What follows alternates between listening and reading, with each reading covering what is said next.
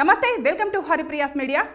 BRS నుంచి కాంగ్రెస్ పార్టీకి తెలంగాణలో వలసలు వస్తున్న నేపథ్యంలో అత్యవసర పరిస్థితుల్లో హరీష్ రావు, కేటీఆర్, కేసీఆర్ అందరూ ఒక మీటింగ్ ఏర్పాటు చేసి ఆ మీటింగ్లో వలసలు వెళ్తున్న వాళ్ళందరినీ ద్రోహులు అని, మళ్ళీ ఒకవేళ మీరు మా కాళ్ళు పట్టుకున్నా కానీ మిమ్మల్ని బీఆర్ఎస్ పార్టీలోకి తీసుకోమని, మీరు పదవులు ఉన్నంతసేపు మాత్రం మంచిగా పదవులు అనుభవించి ఇప్పుడు కాంగ్రెస్ పార్టీకి వలసలు పోతురు, మీరంతా రాజకీయ ద్రోహులని, ఇది ఇట్లా ఏదో ఒక రోజు మళ్ళీ బీఆర్ఎస్ పార్టీకి ఇక్కడ తెలంగాణలో అధికారం వస్తుంది, మళ్ళీ మీరు వచ్చి మా కాళ్ళే పట్టుకుంటారు, చూద్దాం అప్పుడు సంగతి చూసుకుంటా అని కేటీఆర్ చెప్తుండు. సో ఇప్పుడు తెలంగాణలో బీఆర్ఎస్ పరిస్థితి ఏంటి?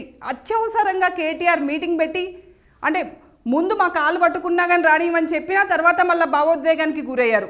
సో ఇటువంటి పరిస్థితిలో ఇంత అత్యవసరంగా కేటీఆర్ మీటింగ్ పెట్టి మళ్ళీ వేరే పార్టీకి పోతున్న వాళ్ళు మా కాళ్ళు పట్టుకున్నా కానీ మళ్ళీ బీఆర్ఎస్లోకి రానివ్వము అని చెప్పడానికి అసలు ఏం జరుగుతుంది బీఆర్ఎస్ పార్టీలో?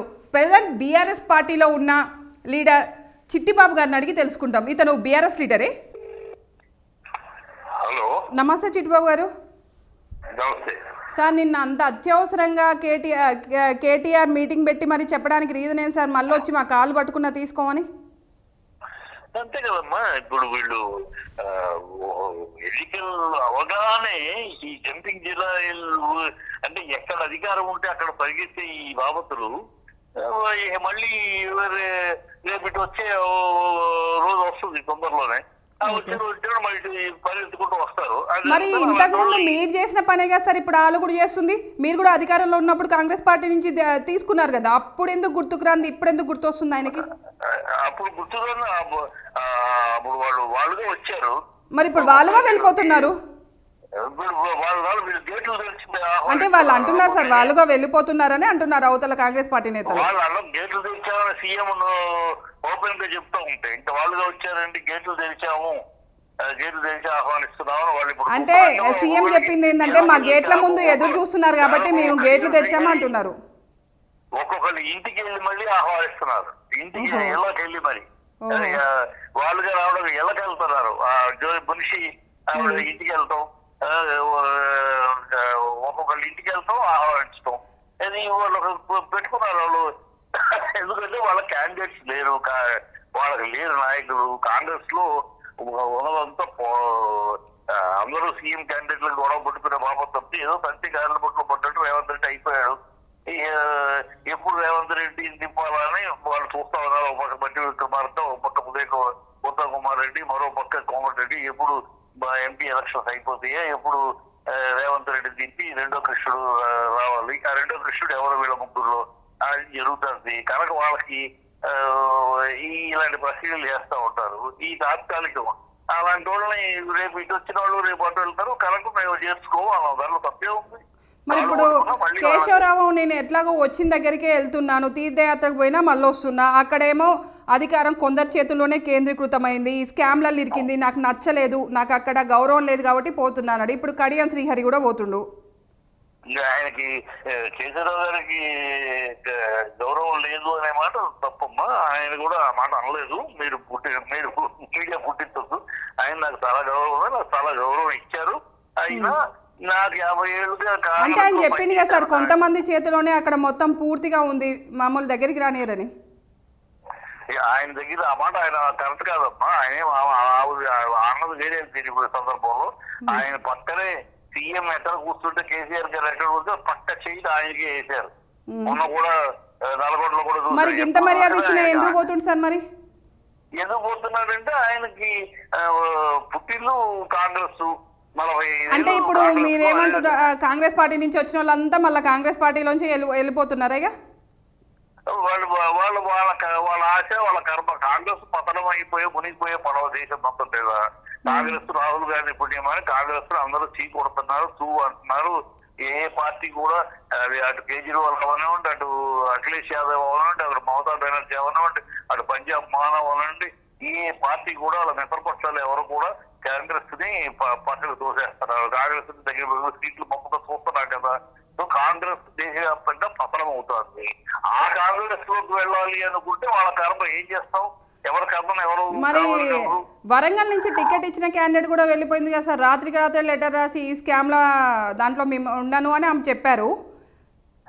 అదే వీళ్ళంతా ఈ జంపింగ్ జలాలు వీళ్ళు రాజకీయవేత్తలు కాదమ్మా, రాజకీయ బ్రోకర్స్, రాజకీయ వ్యభిచారులు వీళ్ళు వీళ్ళు వచ్చేవాళ్ళు పోయేవాళ్ళ గురించి పెద్దగా వీళ్ళు ఎప్పుడు అంతే, వీళ్ళ బతుకులు అంతే. ఎక్కడ అధికారం ఉంటే అక్కడ ఆ కాళ్ళ దగ్గర కూర్చుంటాం, ఇలాంటి వాళ్ళకి అలవాటు. అది మన తెలంగాణలో మరీ ఎక్కువ. గతంలో ఆంధ్రాలో అలాంటి వాళ్ళకి మంచి పనిష్మెంట్ ఇచ్చారు. అలాంటి పనిష్మెంట్ ఇక్కడ కూడా ఇస్తే గానీ ఇలాంటి జంపించిన వాళ్ళు ఆగరు. ఆంధ్రాలో 23 మందిని మొత్తం వైఎస్ఆర్సీపీలో గెలిచిన వాళ్ళకి చంద్రబాబు లాక్కున్నాడు. వాళ్ళకి మంత్రి పదవులు కూడా ఇచ్చాడు. ఇచ్చిన మళ్ళీ 2019 ఎన్నికలు వస్తే ఎవరైతే లాక్కున్నారో ఒక్కటి కూడా గెలవలేవు ప్రజలు, ఓడించారు మంచిగా. అలాంటి ఇక్కడ కూడా రేపు జరగబోయేది అదే. వీళ్ళు మళ్ళీ వెళ్ళి పదవి రిజైన్ చేసి వెళ్ళాలి. ఏ సింబల్ మీద గెలిచామో, ఏ సిద్ధాంతం మీద ప్రజలు ఓట్లు అడిగామో ఆ ఓట్ల మీద గెలిచినప్పుడు ఆ పదవికి రాజీనామా చేసి వెళ్ళాలి. అంటే మరి ఇంతకుముందు బీఆర్ఎస్ నేతలు కూడా అంతే తీసుకున్నారు కదా సార్, అవతల గెలిచిన వాళ్ళని రాజీనామా చేయకుండానే మెర్జ్ చేసుకున్నారు కదా. వాళ్ళు రాజీనామా చేసే తీసుకున్నారు కదమ్మా, రాజీనామా చేసి వాళ్ళు చేసిందే మేము చేస్తున్నాం అంటారు కదా అవతల వాళ్ళు. మరి రాజీనామా చేసి ఆ పదవికి రాజీనామా చేసి వెళ్ళాలి. అంటే తప్పితే ఈ పదవి ఒప్పటి ఎందుకు వాళ్ళ పార్టీలోనే దానం నాగేందర్ని ఎందుకు అధిష్టానం ఆపింది? అతనేమో ఎమ్మెల్యేగా రిజైన్ చేసి ఎంపీ కంటెస్ట్ చేస్తా అన్నాడు, మాట ఇచ్చాడు పార్టీకి. కానీ ఇప్పుడు ఎమ్మెల్యే రిజైన్ చేయడం ఎందుకు?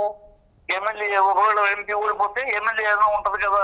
ఇది వీళ్ళకి అధికారం ఉండాలి, ఏదో పదవి ఉండాలి, అందుకోసం తాపత్రయం తప్పితే వీళ్ళకు ఒక సిద్ధాంతము, ప్రజల సంక్షేమం, ప్రజలకు. సార్ ఇప్పుడు మీరు బీఆర్ఎస్ పార్టీలోనే ఉన్నారు కదా సార్, ఇప్పుడు పరిస్థితి ఎట్టుంది సార్? ఫస్ట్ మీరు ఉంటారా సార్ పార్టీలో? ఏముందమ్మా పార్టీ అమ్మా 10 ఏళ్ళు అధికారంలో ఉన్న పార్టీ ఒక ఆటుపోటులను ఎదుర్కొంటుంది.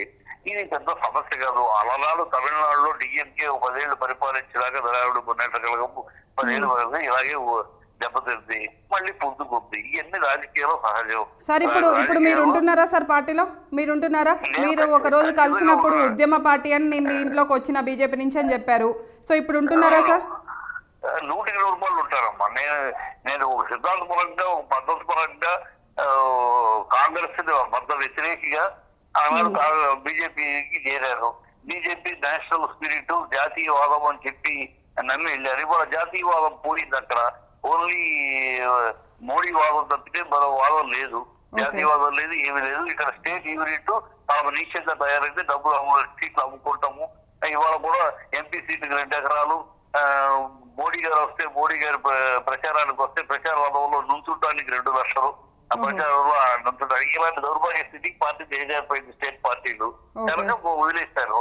ఇక్కడ బీఆర్ఎస్ కు వచ్చింది ఒక పర్పస్ మీద వచ్చారు. బీఆర్ఎస్ లో ఈ దక్షిణ భారతీయుల ప్రైడ్, దక్షిణ భారతీయుల గౌరవాన్ని కాపాడాలి, మనం ఆత్మగౌరవాన్ని నిలబెట్టుకోవాలి, దానికోసం పోరాటం చేయాలి. ఒక supreme court full bench south ఇండియాలకు, దక్షిణ భారతానికి కావాలి. ఒక పార్లమెంట్, ఒక సెషన్ అక్కడైతే ఒక సెషన్ ఇక్కడ పెట్టాలి. ప్రధానమంత్రి నార్త్ ఇండియా నుంచి అయితే దక్షిణ భారతం నుంచి ఉపప్రధాని అవ్వాలి. అది మ్యాండేటరీ కావాలి. ఇవన్నీ కొన్ని దక్షిణ భారతం ఆనాడు అంబేద్కర్ గారు ఆనాడే చెప్పారు, దక్షిణ భారతానికి తగు మర్యాద ఇవ్వకపోతే రాబోయే కాలంలో దక్షిణ భారతీయులు ఇబ్బంది పడతారు అని ఆనాడు చెప్పారు. కానీ ఈ ప్రభుత్వం, కాంగ్రెస్ ప్రభుత్వం 70 ఏళ్ళు పట్టించుకోలేదు. ఇప్పుడు బీజేపీ వచ్చేది, బీజేపీ కూడా అదే ధోరణిలో ఉంది. బీజేపీ కూడా కేంద్రం, మేము నార్త్ ఇండియా నుంచే లీడర్స్, సౌత్ ఇండియా నుంచి ఏ లీడర్ పైకి రావడానికి అంగీకరిస్తాం. అదే కేసీఆర్ ఎప్పుడైతే దేశ లెవెల్లో అడుగు పెట్టారో కన్ను కుట్టింది వాళ్ళకి. కుట్రలో కుతంత్రాలు తయారు చేస్తున్నారు. కానీ అది పోరాటంలో ఏది పోరాటాల నుంచి వచ్చిన పార్టీ, పోరాటాలు. సార్ ఇప్పుడు తక్షణ బీఆర్ఎస్ కార్యాచరణ ఏంటి సార్? అందరూ వేరే పార్టీలోకి వలసలు వెళ్తున్నారు. ఇప్పుడు లోక్సభ ఎన్నికలు సమీపంలో ఉన్నాయి. ఇక మళ్ళా ఆల్రెడీ జంప్ అయిన ప్లేస్ లో కూడా టికెట్స్ ఇవ్వాలి కదా. వెళ్ళే వాళ్ళు వెళ్ళిపోతారమ్మా, వచ్చేవాళ్ళు వస్తారు. ఇది కొత్త నాయకులు తయారవుతారు. ఈ పాత చింతకాయ పక్కన ఈ ఆయారం గయారములు అధికారంతో అధికారం ఎక్కడ ఉంటే అక్కడ కాడు కొట్టుకుని కూర్చునే బాబులు ప్రజలు తిరస్కరిస్తారు. సో బీఆర్ఎస్ కి అలవాటే కొత్త సైన్యాన్ని తయారు చేయడం అంటారా?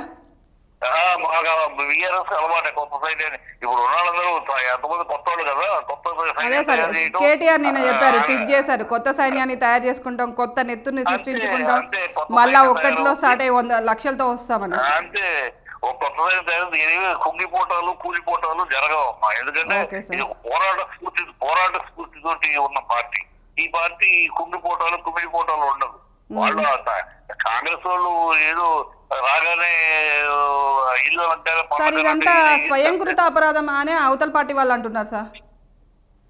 వాళ్ళు ఎన్నో అంటారు ఇప్పుడు అసలే కోతి, ఆ కోతి కళ్ళు తాగితే ఎలా ఉంటది, అది కాంగ్రెస్ పరిస్థితి. ఎగిరి దొక్కురేస్తా ఉంటుంది. వాళ్ళకి 64 సీట్లు గెలిపిస్తే ప్రజలు 54 సీట్లు ఓడించారు. ఆ ఇంగిత జ్ఞానం లేకుండా మాట్లాడుతున్నారు. 54 సీట్లు ఓడిపోయారు వాళ్ళు, 64 గెలిచింది. 80 90 గెలవలు.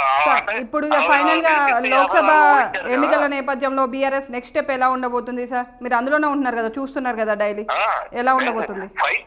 ఫైట్ అవుట్ అమ్మా, ఫైట్ చేయటం డెఫినెట్ గా వాళ్ళ ప్రజలు కళ్ళు తెరుస్తున్నారు. తెలంగాణ దళం వినపడాలి, గల్లీలో వినపడాలి, పార్లమెంట్ లో వినపడాలి అంటే బిఆర్ఎస్ ఒకటే శరణ్యం.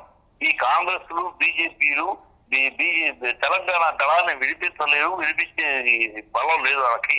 వాళ్ళు ఎంతసేపు సోనియా గాంధీ రాహుల్ గాంధీ అంటారు కాంగ్రెస్ వాళ్ళు, యూపీ గుజరాత్ అంటారు బీజేపీ వాళ్ళు.